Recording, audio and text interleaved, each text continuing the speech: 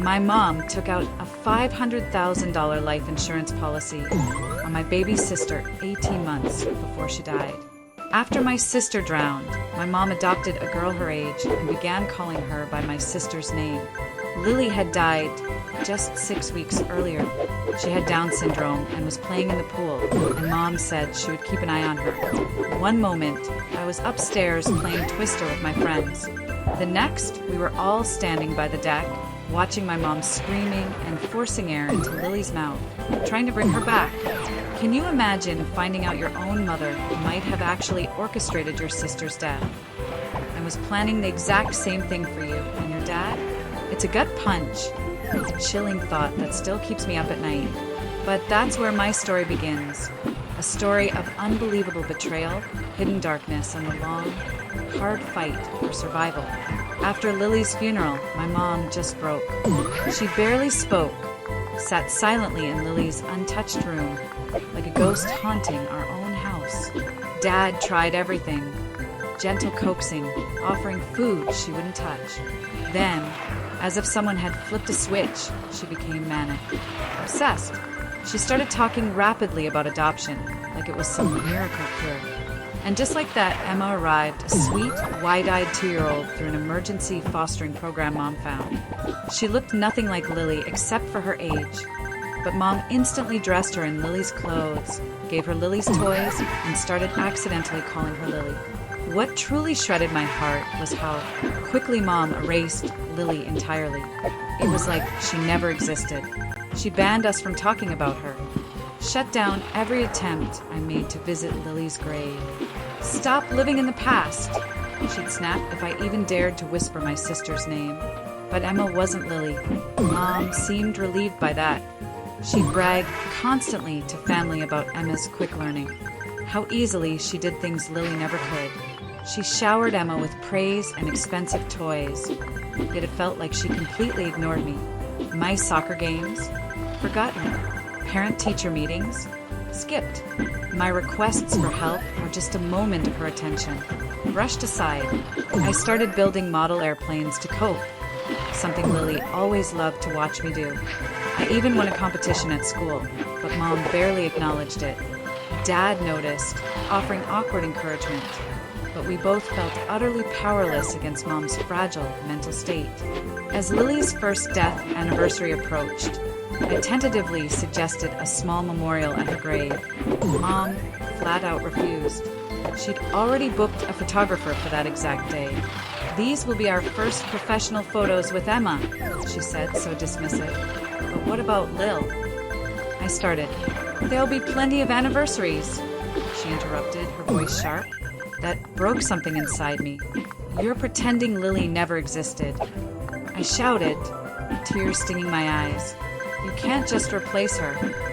She slapped me, hard. Her eyes were wild, furious. "Lily was suffering," she screamed back.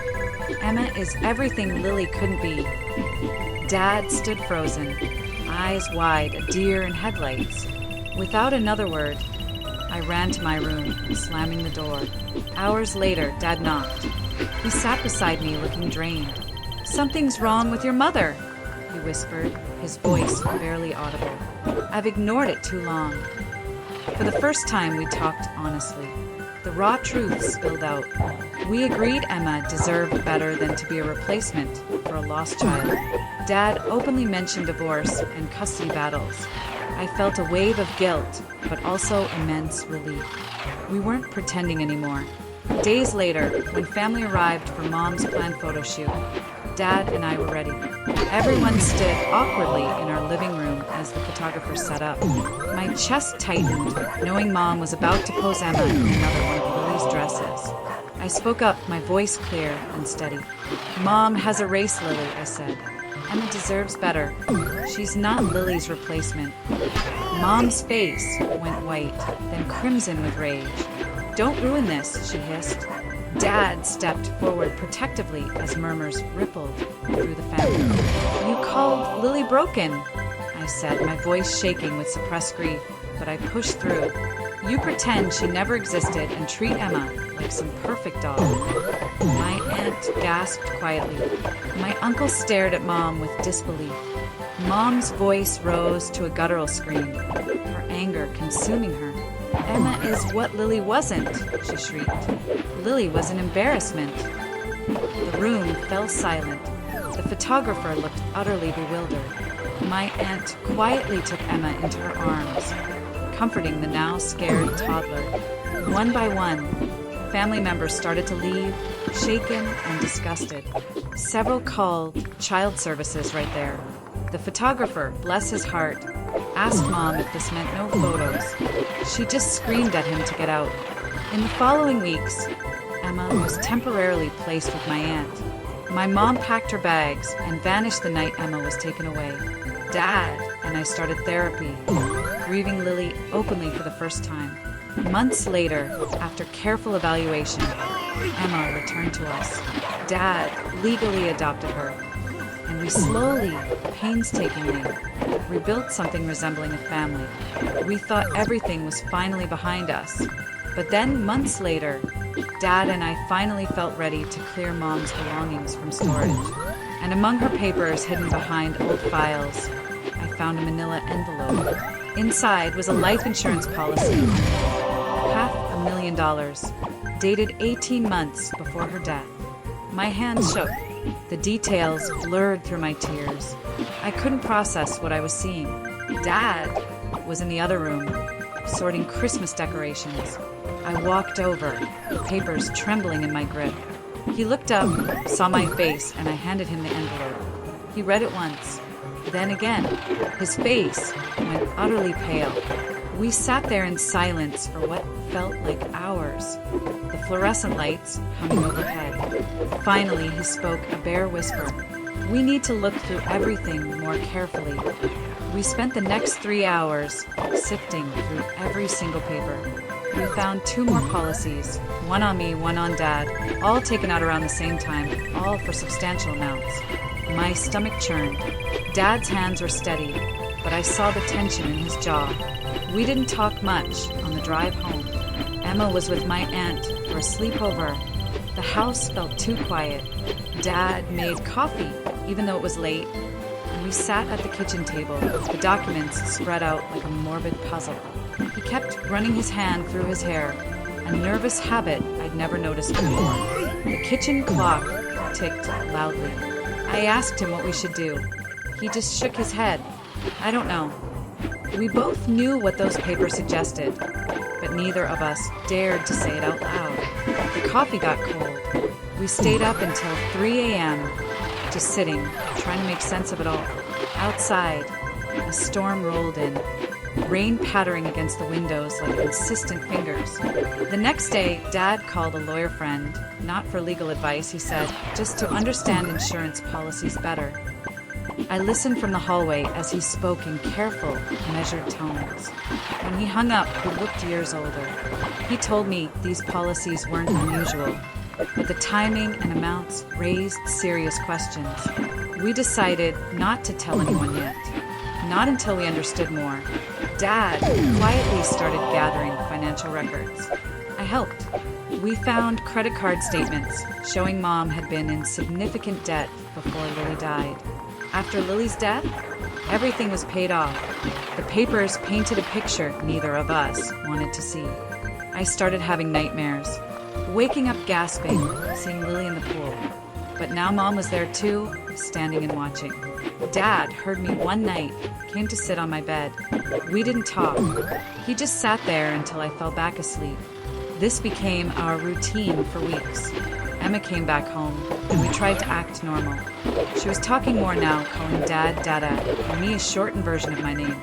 She was sweet, funny, and completely unaware of the darkness we'd uncovered. We kept her routine steady. Parks, playtime, regular meals. Kids need stability. We pushed our fears aside during the day, focusing on her. Then one afternoon, the doorbell rang. I was helping Emma with a puzzle. Dad answered it, and I heard Mom's voice. My blood ran cold. She was back. She stood in the doorway, thinner, hair shorter and darker. She wore a simple sweater and jeans instead of her usual put-together outfits. She said she'd been getting help and wanted to talk. Dad hesitated, but let her in. I picked up Emma, took her upstairs. She didn't need to see this. From the top of the stairs, I heard them. Mom's voice was calm, measured. Nothing like the screaming woman from months ago. She talked about therapy, medication, understanding her grief. She knew she'd been wrong. Dad mostly listened. I crept halfway down the stairs. She wanted to see Emma. Just a short visit, supervised. She understood she had no rights anymore, but hoped we could work something out. Dad said he'd think about it. She accepted that without argument. That should have been my first warning. Mom never accepted anything without a fight. After she left, Dad and I talked. He seemed conflicted. Maybe she really had gotten help. Maybe people could change. I reminded him about the insurance policies. He said we didn't know what those meant for sure. We went in circles for hours. Emma played with her blocks nearby, oblivious. Mom started texting Dad daily. Simple messages at first, asking about Emma, sharing what she'd learned in therapy, apologizing for specific things. The messages seemed genuine. Dad showed them to me, asking what I thought. I didn't trust it, couldn't explain why, just a feeling in my gut. After 2 weeks of texts, Dad agreed to meet her for coffee. He came back looking thoughtful. She'd shown him paperwork from her therapist, proof of regular sessions, medication for depression and anxiety. She seemed to really understand how badly she'd messed up. He was starting to soften. I stayed suspicious. Something felt off. The timing was too convenient. We just found those insurance papers, and suddenly she appears. All better? I started paying closer attention. When she came by to drop off some of Emma's old toys, I watched from my window. She sat in her car for 10 minutes after leaving, just staring at our house. Dad agreed to a supervised visit. We met at a park, public, safe. Emma didn't remember her at first. Mom handled it well, not pushing, just sitting nearby, talking softly. She brought bubbles. Emma loved bubbles. Within an hour, we were playing together. Dad watched closely, but I could see him relaxing. I couldn't shake the feeling we were being played. The visits became weekly, always supervised, always in public. Mom never asked for more. She followed every boundary. Brought age-appropriate toys, healthy snacks. Read Emma stories, pushed her on swings. To anyone watching, she looked like a caring mother trying to do better, but I noticed little things. She'd ask Emma questions about our routines. What time did she nap? What did she eat for breakfast? Did she sleep through the night? When I mentioned this to Dad, he said she was just trying to be involved. But the questions felt too specific, too focused. One day, Mom mentioned she'd gotten a job at a daycare. Working with kids again feels healing, she said.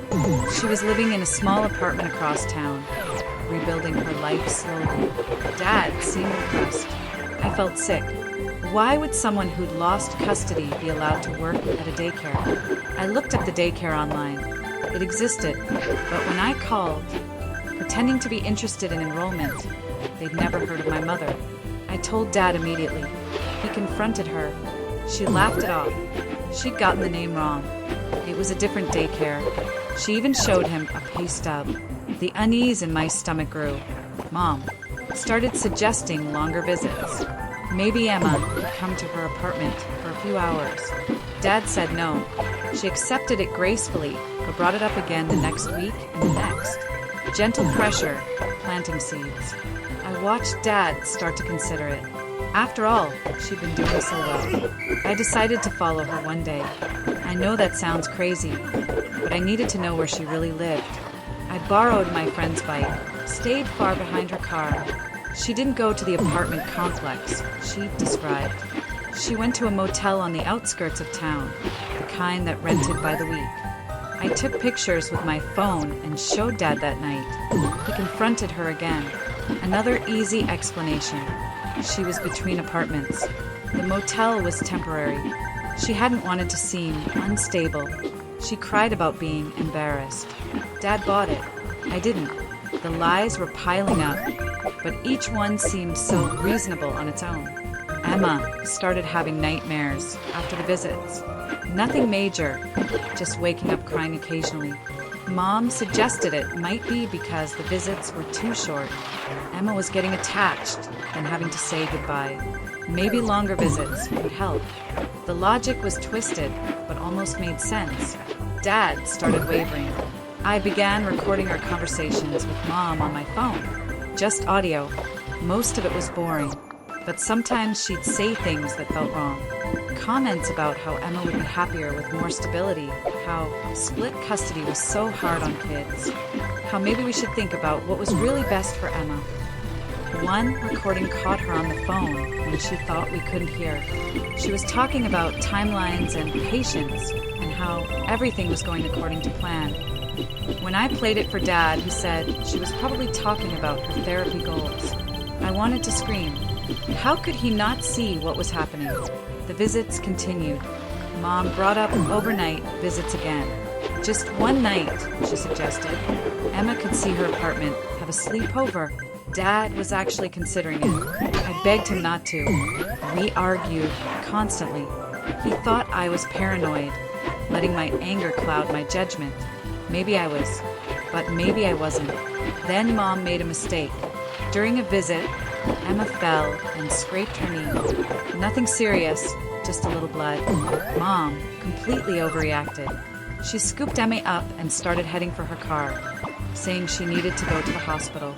Dad had to physically block her. She snapped at him that he was endangering Emma by not taking it seriously. The mask slipped, just for a moment. Dad saw it too. After that, he started listening to my concerns. We went back through the recordings. The patterns became clearer. The questions about routines, the gradual push for more access, the small lies that didn't seem connected until you looked at them all together. Dad's lawyer friend listened and suggested we document everything carefully. Mom noticed the change. She accused Dad of poisoning me against her, said he was being influenced by a traumatized teenager who couldn't forgive. She threatened to get her own lawyer to fight for grandparent rights or something. The calm, therapy-improved version of her started cracking. We kept the visits going but stayed more alert. I made sure to never leave Emma alone with her, not even for a second. Dad did the same. Mom noticed that too. She made comments about how we were treating her like a criminal, how unfair it was, how she'd done everything we asked. One day, she showed up at our house unannounced, said she was just dropping off a birthday present for Emma, even though Emma's birthday was months away. Dad told her she couldn't do that. She needed to stick to scheduled visits. She cried on our porch about missing her family. Several neighbors saw. I'm sure that was intentional. The next visit, she brought my aunt with her. My aunt, who had originally taken Emma in. Mom had been working on her, telling her how well therapy was going. My aunt started advocating for Mom, saying everyone deserved a second chance. The family pressure was beginning. Mom was playing a longer game than we'd realized. More relatives started reaching out. Mom had been contacting them, sharing her progress, asking for support. Some believed her. They called Dad, suggesting he was being too harsh, that Mom had suffered enough, that Emma needed her mother. The divide in the family grew. Mom was good at this. I found out she'd been going to Lily's grave, leaving flowers and toys, taking pictures. She posted them on Facebook with captions about healing and forgiveness. People who didn't know the whole story commented with hearts and support. She was building a narrative, the grieving mother who'd lost her way but found it again. Dad started getting stressed. The pressure from family, the constant vigilance during visits, the fear of making the wrong choice. He wasn't sleeping well. Neither was I. Emma seemed okay, but clingy. She followed us from room to room, not wanting to be alone. Maybe she sensed the tension. Mom requested a meeting with just Dad. No Emma, just to talk about co-parenting. Dad agreed, but met her in a public restaurant. I sat in the car in the parking lot, ready to call 911 if needed. Paranoid, maybe, but I couldn't shake the fear she was planning something. They talked for 2 hours. Dad came out looking shaken. Mom had been reasonable, he said, talking about Emma's future, college funds, shared responsibilities. But she'd also mentioned the life insurance policies. Said she'd forgotten about them, that they were from before Lily, when she was worried about providing for the kids. The explanation was plausible, too plausible. That night, we talked about going to the police. But what would we say? That mom took out life insurance, and our sister died in an accident. That she was being too nice now. We had suspicions, but no proof. The recordings showed manipulation, but nothing illegal. We were stuck. Mom kept pushing boundaries in small ways. Showing up 5 minutes early, staying 5 minutes late, buying Emma clothes that looked exactly like ones Lily had worn, calling Emma by pet names that had been Lily's. Each thing was small enough to seem coincidental, but together they felt deliberate. I started researching on my own, looking up similar cases, trying to understand what we were dealing with. I found stories about people who'd lost custody, fighting to get their kids back. The tactics were familiar: building support networks, documenting improvement, gradually increasing contact. Some succeeded. That terrified me. Emma had been making friends at a local playgroup. One day, Mom showed up there, said she'd heard about it, and wanted to see Emma playing with other kids. The playgroup leader didn't know our situation and let her stay. When we found out, we had to explain everything. It was humiliating and exhausting. Mom apologized, said she just wanted to see Emma happy. Dad hired a private investigator.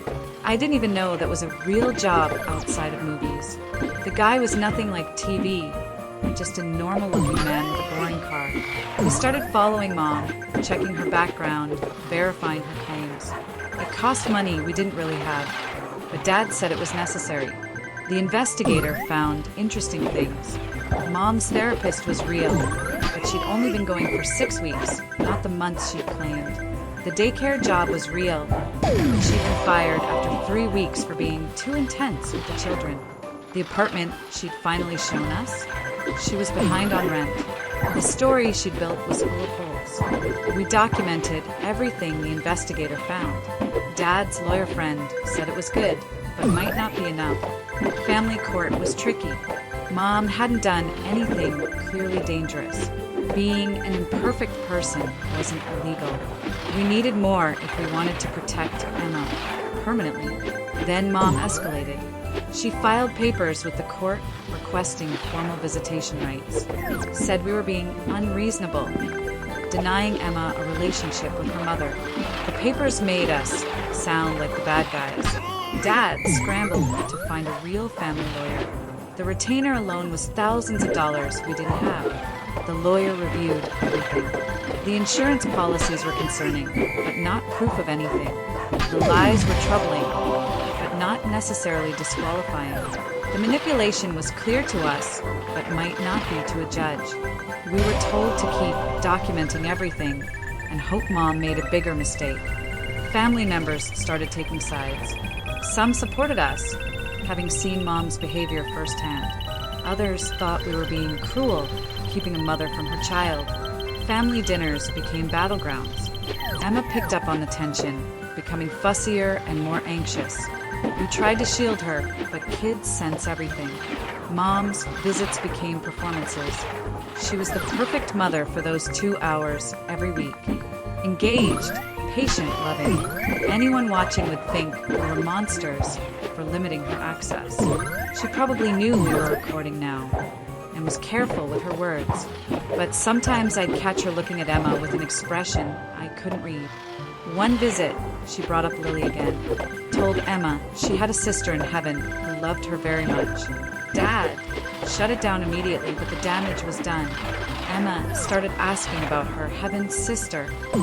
We'd planned to tell her about Lily when she was older in an age-appropriate way. Mom had forced our hand. The court date approached. Our lawyer prepared us for different outcomes.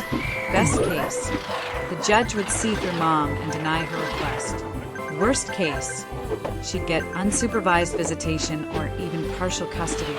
The middle ground was continuing supervised visits indefinitely. None of the options felt safe enough.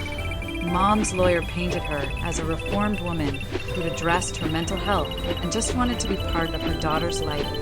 Our lawyer presented the pattern of lies and manipulation. The judge seemed skeptical of both sides, said the child's best interests were all that mattered. She scheduled another hearing for 2 months later. Those 2 months were agony. We went through the motions of normal life. Emma went to playgroup. I went to school. Dad went to work. But we were all waiting, jumping every time the phone rang, checking the mail obsessively. The tension was suffocating. The decision came on a Thursday. The judge granted Mom expanded supervised visitation for hours every Saturday instead of 2. The supervision could be reevaluated in 6 months. It wasn't the worst outcome, but it wasn't good either. More time meant more opportunities for Mom to manipulate Emma or plan something worse. We started the new schedule that weekend. For hours felt endless. Mom took full advantage, planning elaborate activities. A zoo one week, a pottery class the next. Emma loved it.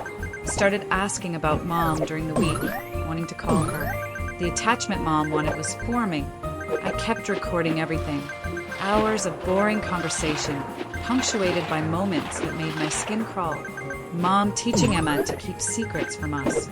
Small ones at first, an extra cookie, a toy she wasn't supposed to have, building to bigger things. I played the recordings for Dad. He heard it too. But what could we do? Mom started giving Emma gifts to bring home. Stuffed animals, books, clothes, each one carefully chosen. The clothes were always slightly too similar to things Lily had worn. The books were ones Lily had loved. The stuffed animals were types Lily had collected. Emma didn't know. She just loved the presents. One Saturday, Mom was late returning Emma, only by 15 minutes, but it sent us into a panic. She apologized, said traffic was bad, but Emma let slip they'd been to Mom's apartment, the one place she wasn't supposed to take her. When confronted, Mom said Emma was confused. They'd driven past it, but hadn't gone in. Emma was too young to be a reliable witness. The investigator had been watching that day. Confirmed they'd gone inside for 20 minutes. We reported it to our lawyer. Mom got a warning from the court, but nothing more. She cried to the supervisor about misunderstanding the rules. Promised it wouldn't happen again. The supervisor believed her. I started noticing Emma acting different after visits. Quieter, more withdrawn. She'd always been a happy kid, but now she seemed worried. Started asking if she was being good enough, if we still wanted her. Mom was planting something in her head during those visits. Something we couldn't quite catch on the recordings. Dad tried talking to Emma, asked if Mom said anything that upset her. Emma wouldn't answer, just shook her head and changed the subject. Kids that young don't have words for manipulation. They just feel the confusion and pressure. We were losing her bit by bit and couldn't stop it. Mom requested holiday visitation.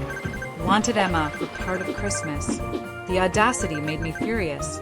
This would be our first real Christmas as a family since everything happened. But her lawyer argued she had rights too.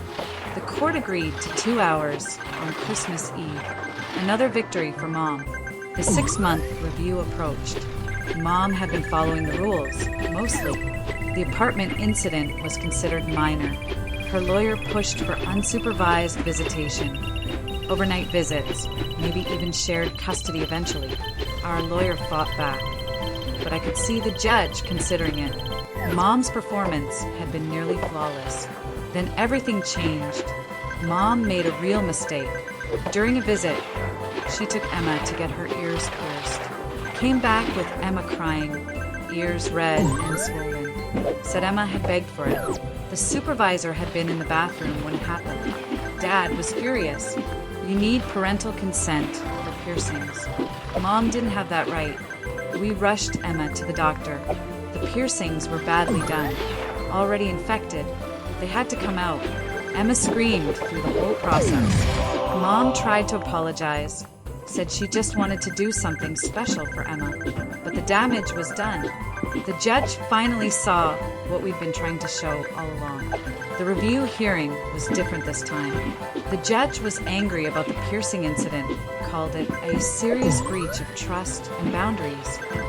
Mom tried to explain but made it worse, said she felt like Emma's real mother and had acted on instinct. The judge reminded her she'd lost the right when she abandoned Emma. Visits were reduced back to 2 hours and moved to a supervised facility.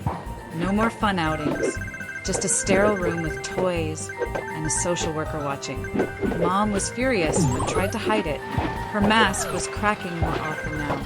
The perfect mother act was harder to maintain under stricter supervision.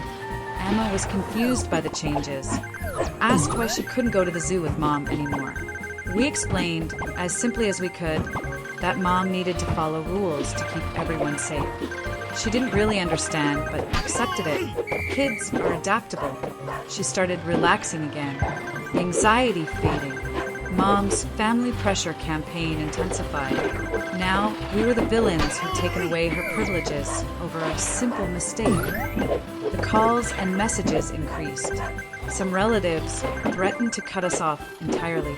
Others said we were damaging Emma by limiting her relationship with her mother. The family split deepened, but something good came from it. My aunt, who'd originally taken Emma in, came to visit. She'd been watching everything unfold and had concerns. Told us Mom had been texting her constantly, trying to get information about our routines, asking if she'd testify that we were unfit parents. My aunt had refused, and Mom had turned nasty.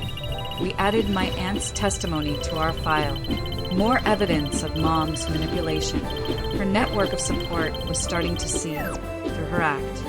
One by one, family members who'd supported her began reaching out with their own stories of her lies and pressure tactics. The truth was finally surfacing. Mom sensed she was losing ground. The visits became tense. She'd make passive-aggressive comments, just quiet enough the supervisor couldn't hear clearly. Told Emma that some people didn't want them to be together, that Emma should remember who really loved her. The manipulation was more desperate now, less subtle. I turned 18 during all this, legally an adult, though I didn't feel like one. But it meant I could petition for guardianship of Emma if something happened to Dad. We filed the paperwork, just in case. Mom found out and accused us of planning to cut her out entirely. She wasn't wrong, but we couldn't admit that. The investigator uncovered something new. Mom had been in contact with a lawyer known for aggressive custody battles, the kind who use dirty tactics, private investigators of their own, digging up dirt on opposing parents. We worried about what they might find or fabricate. Dad had a couple of speeding tickets. I'd gotten detention once in middle school. Would they try to use that? We decided to be proactive. Met with our lawyer to discuss any potential vulnerabilities, prepared explanations for anything Mom's team might twist. It felt paranoid but necessary. The stakes were too high to be caught off guard. Emma's safety depended on us being ready for anything. Mom's behavior in the supervised visits deteriorated. She'd cry through entire visits, telling Emma how much she missed her. The supervisor warned her about emotional manipulation, but she'd pull herself together just enough to avoid losing visits entirely. Emma started dreading Saturdays, clinging to us when it was time to go. Then we found out Mom had been telling people Dad was abusive. Nothing specific enough to report to authorities, but enough to plant seeds of doubt. Said that's why she'd had to leave, to protect herself. Some people believed her. We started getting suspicious looks at school events, whispers at the grocery store. Dad was devastated. He'd never raised a hand to anyone in his life. The accusation ate at him. He started second-guessing every interaction with Emma, afraid someone would misinterpret normal parenting as something sinister. I watched him pull back from hugging her in public, terrified of perception. Our lawyer said this was a common tactic in ugly custody battles. throw enough mud and some sticks.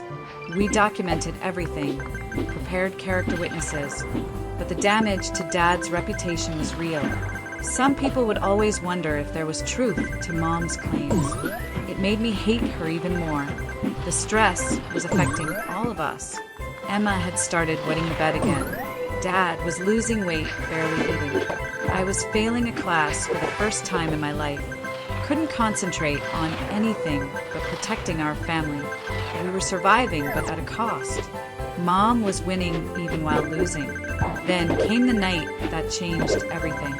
It was a Tuesday around midnight. I woke up to a sound downstairs. Thought maybe Dad was getting water, but something felt wrong. I crept to the top of the stairs and listened. Someone was trying to open the back door, the one with the broken lock we'd been meaning to fix. I ran to Dad's room, shook him awake. We both heard it then. The door opening, footsteps in the kitchen.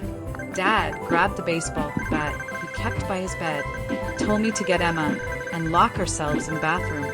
Call 911, but I couldn't move, frozen by fear and the desperate need to know who was in our house. Dad crept downstairs while I stood guard by Emma's door. I heard him shout, then a crash. Mom's voice, high and frantic, saying she just wanted to see Emma, that we'd kept her baby from her, that she had every right to be there. Dad telling her to leave. He'd called the police.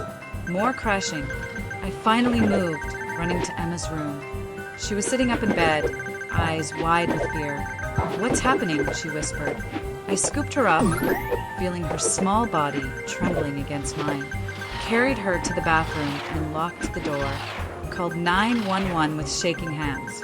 Told them someone had broken in, that my dad was in danger. They said units were on the way. Stay on the line. I could hear the struggle downstairs. The police arrived within minutes, though it felt like hours. I heard them enter, shout commands. Mom screaming that this was her house, her family, that we'd stolen everything from her. The sound of handcuffs clicking. Dad's voice, steady but shaken, explaining what happened. I stayed in the bathroom until an officer knocked, said it was safe. Mom was in the back of the police car when we came down. Emma clung to me, burying her face in my shoulder. The kitchen was a mess. Broken dishes, a chair overturned. Dad had a cut on his forehead where Mom had thrown something. The officers took statements, photographs, evidence. She'd come in through the back door with a key she kept. Planned to take Emma and disappear. Had a bag packed in her car with Emma's clothes, toys, and cash. The officers found paperwork for a rental car and a motel reservation 3 states away. She'd been planning this for weeks, while playing the perfect mother at supervised visits. Dad and I sat in the living room until dawn, Emma sleeping between us. We didn't talk much, just held each other and tried to process what had happened. The house felt violated. Every shadow could be her returning. We'd known she was dangerous. But this was beyond what we'd imagined. Mom was charged with breaking and entering, attempted kidnapping and assault.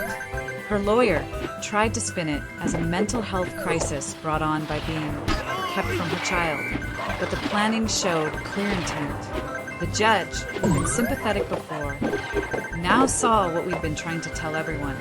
Mom was dangerous. An emergency hearing stripped all her visitation rights. A restraining order was issued. She couldn't come within 500 feet of any of us. It should have felt like victory, but it just felt hollow. Emma woke up asking for breakfast, like nothing had happened. We tried to keep things normal for her, but how do you explain that Grandma tried to take her away? The family fallout was swift. Those who'd supported Mom were horrified. Apologies poured in from relatives who doubted us, but some still made excuses. Said we'd driven her to it by being too restrictive. That grief and desperation made people do terrible things, as if that justified traumatizing a child. We installed new locks, an alarm system, cameras. The expense was crushing, but necessary. Dad slept on the couch for weeks, needing to see the doors. I kept Emma's baby monitor in my room. waking at every sound. The house that had been healing became a fortress. Mom had taken that from us, too. The criminal case moved slowly. Mom was out on bail, supposedly staying with a friend. The conditions were strict. No contact, ankle monitor, curfew. But we all knew how little that meant to someone desperate. We saw her sometimes sitting in her car just outside the restraining order distance, watching. The police said they couldn't do anything if she didn't come closer. Emma noticed the changes, asked why we had new locks, why the alarm beeped when doors opened. We told her it was to keep everyone safe, like wearing seatbelts in the car. She accepted it with the trust kids have, but she'd lost some innocence. Started checking that doors were locked, asking if bad people could get in. Mom's trial date was set for 6 months out. Her lawyer was building a defense around temporary insanity, grief-induced psychosis, anything to avoid real consequences. Our lawyer warned us she might get a plea deal, mental health treatment instead of jail time. The system trying to be compassionate to a grieving mother. We focused on healing, therapy for all of us. Emma bounced back fastest, as kids do. Started preschool and made friends. Dad threw himself into work and being the best parent possible. I focused on school, determined not to let Mom derail my future. We were building something good despite her shadow. Then the investigator found something that changed everything. While reviewing Mom's finances for the criminal case, he discovered another insurance policy. One on Emma, taken out just weeks before she tried to take her, for $1 million. The pattern was undeniable. Now, Lily hadn't been an accident. Emma had been next. We took everything to the police. The insurance policies, the pattern, the escalation. They reopened Lily's case. Started interviewing everyone who'd been there that day, looking for inconsistencies in Mom's story. The pool maintenance records, security footage from neighbors. Building a case we'd always suspected but couldn't prove. The trial date kept getting pushed back. Mom's new lawyer kept filing motions for delays, mental health evaluations, competency hearings, whatever they could think of. Each delay meant more months of looking over our shoulders. Emma started kindergarten with a safety plan in place. The school had Mom's photo and strict pickup rules. Then one morning, Dad got a call from the prosecutor. Mom had made bail somehow. Some distant relative we'd never heard of put up their house as collateral. She was out with an ankle monitor and strict conditions, but she was out. We immediately filed for an emergency restraining order extension. The judge granted it, but we all knew how useless paper was against someone determined. We didn't see her at first. The ankle monitor reports showed her staying at her bail sponsor's house across town, following curfew, checking in as required. Maybe prison had scared her straight. Dad! And I wanted to believe it, but we kept our guard up, varied our routines more, installed extra cameras, stayed vigilant. Emma's school had a Halloween parade. Parents could come and watch the kids march around in costumes. Emma was going as a butterfly, wings she'd helped make herself. I took the morning off from college to attend with Dad. We stood with the other parents, taking pictures, trying to feel normal. Then I saw her, Mom, across the street, just outside school property, wearing sunglasses and a hat, but definitely her. She was taking pictures with a long lens camera.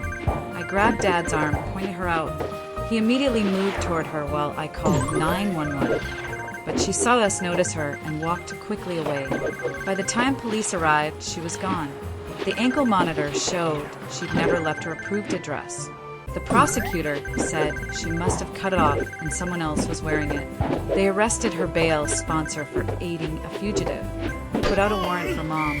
But she'd planned this carefully, had money hidden somewhere, probably a car we didn't know about. She was in the wind again. We pulled Emma from school immediately. Couldn't risk her being exposed like that. I moved back home from college to help with homeschooling. Dad worked from home when possible. We basically went into lockdown. Emma didn't understand why she couldn't see her friends. Started having tantrums, acting out. The isolation was hurting her. But what choice did we have? 2 weeks later, the police got a tip. Someone matching Mom's description had been seen at a motel one town over. They surrounded the room, went in carefully, found evidence she'd been there, but she was already gone.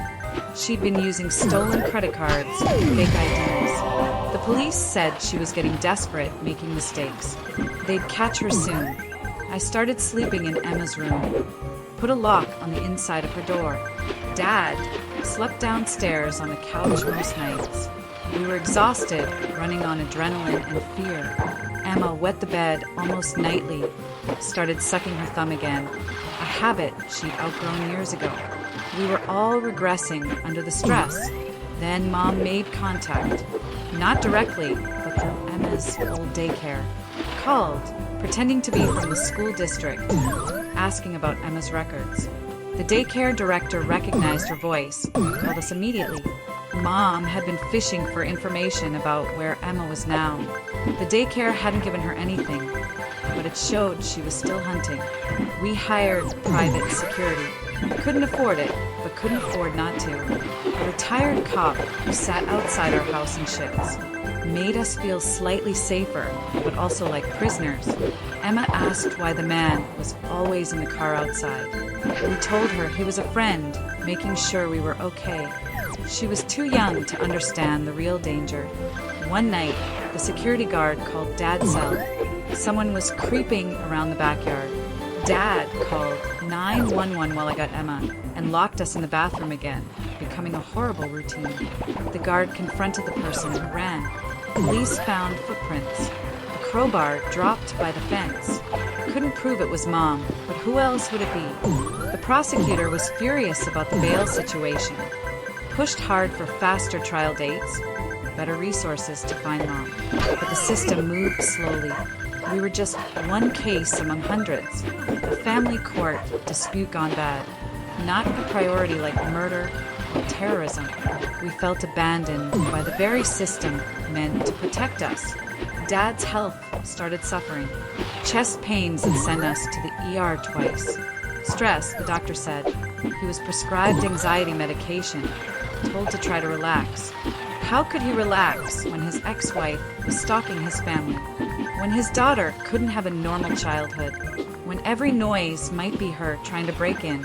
I found myself checking Emma constantly, making sure she was breathing while she slept, checking her backpack for tracking devices, examining every toy for hidden cameras.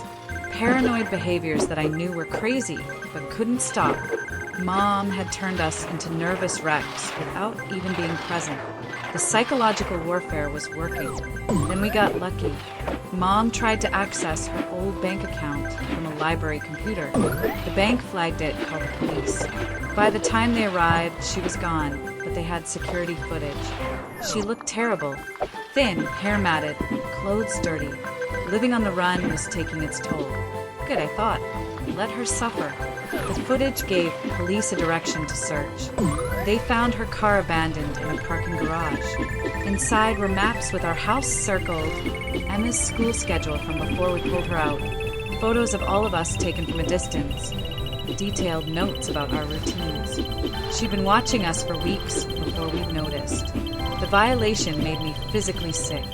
We moved to a hotel for a few days while police processed our house as a crime scene, looking for any signs she'd been inside without us knowing. They found nothing, but the not knowing was worse. Emma thought it was an adventure at first, hotel pool, room service, but she quickly missed her toys, her room, her normal life. The police set up surveillance at places they thought Mom might go. Her mother's grave, Lily's grave, the house where she grew up. Nothing for days. Then a groundskeeper at the cemetery reported someone sleeping in a maintenance shed. Police surrounded it at dawn. Found Mom inside, delirious from hunger and exhaustion. She fought them, screaming about her babies, how we'd stolen them. It took 3 officers to restrain her. They brought her to the hospital first. Dehydration, malnutrition, infected cuts on her feet from walking. She looked nothing like the put-together woman who first returned asking for visits. The monster was finally showing on the outside. This time, they put her in maximum security. No bail, no phone privileges, no visitors except her lawyer. We could finally breathe a little. Emma went back to school with a modified schedule. We kept the security for a while longer, just in case. Slowly tried to return to something like normal life, whatever that meant anymore. The trial was expedited given her flight risk. We had to testify again. Emma was interviewed by child psychologists in a special room. They asked her about Mom in gentle ways. She didn't remember much. Thankfully, just said Mom made her feel scared sometimes, that she liked living with Daddy, that she missed her friends when she couldn't go to school. Mom's lawyer tried arguing she'd been driven insane by grief and our cruelty, that keeping her from Emma had broken her mind. The prosecutor countered with the insurance policies, the planning, the stalking. Showed the jury the photos from her car, the notes about her schedules, made it clear this wasn't grief, but calculated predation. Mom testified on her own behalf, against her lawyer's advice, rambled about conspiracies, claimed we'd killed Lily and framed her, said Emma was being abused and she was trying to save her.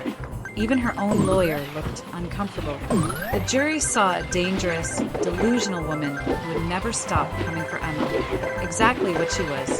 The verdict took less than a day.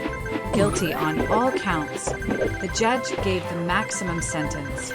Life without parole for Lily's murder. Consecutive sentences for everything else. Mom laughed when they read it, said we'd be sorry that she'd get out somehow and take back what was hers. They dragged her away, still making threats. We sat in the courthouse parking lot afterwards. Dad turned off his phone. I turned off mine. We just sat in silence for a while. It was over. Really, truly over this time. No appeals would overturn that sentence. No relative would bail her out. She would die in prison. Emma was finally safe. We were all finally safe. The next few months were about rebuilding. Therapy for all of us.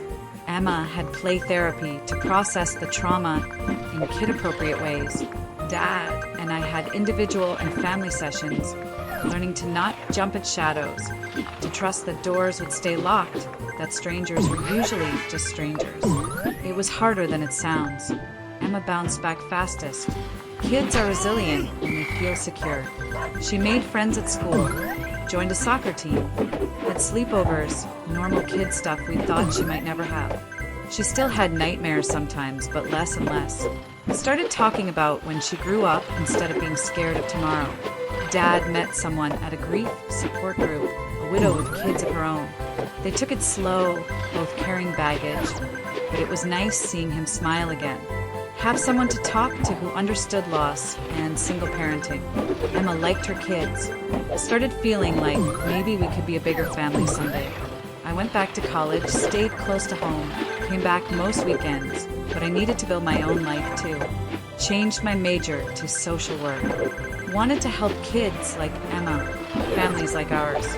My professor said trauma could make you bitter or better. I was trying for better. We sold the house eventually. Too many bad memories. Despite the good ones we tried to build. Found a place closer to Dad's girlfriend. A 2-story colonial with a big yard, no pool. Emma picked a purple room. We painted it together. Made it exactly how she wanted. Her safe space that no one could take away. The anniversary of Lily's death came around again. This time we went to her grave together. No drama. No fear, just a family remembering someone they loved. Emma left a picture she'd drawn of butterflies. Said Lily probably liked butterflies in heaven. We said yes, she probably did. Let her have that innocent belief. We told Emma more truth as she got older. Age-appropriate pieces about her birth mom, who couldn't take care of her. About Lily, who died in an accident. About Mom, who got sick in her mind and had to go away. Simple explanations that answered her questions without traumatizing her. She'd learned the full truth when she was ready. Years passed. Emma grew into a confident, happy kid. Played soccer like I had. Won science fairs like I had, but also her own person. Artistic like neither Dad nor I were. Brave in ways we'd had to learn. She knew she was adopted, but also knew she was chosen, wanted, protected, loved beyond measure. Dad married his girlfriend when Emma was 10. Small wedding, just family and close friends. Emma was the flower girl. Took her job very seriously. I gave a speech about second chances and finding happiness after darkness. Cried through half of it. Everyone cried, but happy tears this time. Healing tears. We got a letter from the prison when Emma was 12. Mom had died. Heart attack in her cell. Natural causes. They needed to know what to do with her remains. Dad handled it quietly. Had her cremated. Scattered somewhere we'd never know. No grave for Emma to feel obligated to visit. No marker for our past pain. Just ashes and an ending. We told Emma that night. She took it quietly, asked a few questions, wanted to know if Mom had been alone. We said yes. She said that was sad. We agreed. Even monsters deserve some compassion in death. But then she asked what was her dessert and the moment passed. She'd never really known Mom. The news meant little to her life. I finished my social work degree. Started working with kids in the system. Some had stories worse than Emma's. Some had no one fighting for them like we'd fought for her. I did my best to be their advocate, to spot the red flags others might miss, to believe kids when they said something felt wrong. Lily and Emma made me better at it. Dad retired early. The stress had aged him, but he was happy now. Spent time woodworking, teaching Emma to build things. They made a dollhouse together, every detail perfect. She still has it, even as a teenager. Says she'll give it to her kids someday. The continuity of that makes me smile. Normal family planning. What we'd fought so hard to achieve. Emma knows the whole truth now. Read the court documents when she turned 16. Had questions we answered honestly. Was angry we'd kept some details back. But understood we'd been protecting her. She's in therapy, working through it. Says she wants to be a lawyer. Help kids like her younger self. The cycle of helping continues. We still visit Lily's grave. All of us now. Dad's wife and her kids too. A blended family, remembering someone they never met, but who shaped their lives. Emma tells Lily about high school. Boys she likes. Dreams for college. Normal teenage stuff. The conversations Lily never got to have. It's sad but also healing. Keeping her memory alive the right way. Sometimes I dream about different endings. Where Mom got help before it was too late. Where Lily lived. Where Emma didn't need protecting. But you can't change the past. You can only build from where you are. We built something good from tragedy. A family forged in fire, but strengthened by love. That's our victory. Emma graduates next year. Wants to study pre-law at State University. Close enough to come home, but far enough to be independent. We're proud and terrified in equal measure, but that's normal parenting. Being scared and letting them fly anyway. She's strong enough. We made sure of that. Lily would be proud too. The house is quieter now with Emma mostly grown. Dad and his wife travel some. I have my own apartment, my own life, but we gather every Sunday for dinner. Tell stories, share news, just be together. Normal family stuff that once seemed impossible. We made it through the darkness. Found light on the other side. That's enough. That's everything. What do you think? Have you ever had to fight so hard for someone you love? Or felt such a deep sense of betrayal from someone you should have been able to trust? I really want to know your thoughts on this.